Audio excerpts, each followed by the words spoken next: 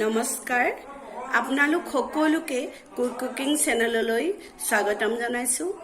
আৰু মই কুকিঙৰ লগতে আজিকালি মই দুটা ভিডিঅ' দিওঁ আপোনালোকে সকলোৱে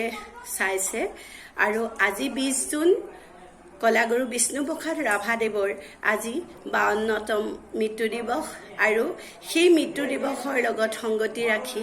আজি তেওঁৰ এটি কালজয়ী গীত মই